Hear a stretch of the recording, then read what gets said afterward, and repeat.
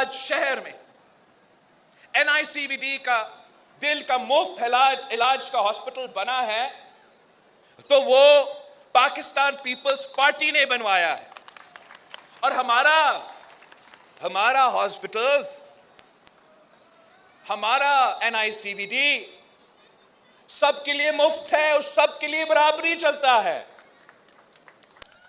ये इसका सबसे बड़ा सबूत ये है कि जो आपका स्टेज पे बैठा हुआ शर्जील मेमन साहब है, खुद दिल का जो है उसका इलाज करवाया गया, तो यहां आपका NICVD का जो हॉस्पिटल है उसमें इलाज करवाया गया। दूसरे को जो भी दर्द हो, खान साहब का अपना हॉस्पिटल है, कमर का दर्द हो तो वो बाहर चला जाता है और तनकीद दूसरों पे करते हैं। हमारा जो जियाले हैं वो हॉस्पिटल्स बनाते हैं जिसमें अवाम का इलाज भी मुफ्त होता है और इतना उनका स्टैंडर्ड है कि वो खुद जाके अपने इलाज भी करवा सकते हैं।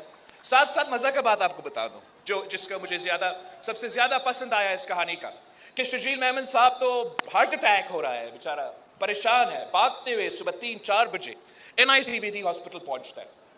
वहां उससे डॉक्टर्स थोड़ा चेक करते हैं और उसका एक प्रोसीजर की जरूरत है।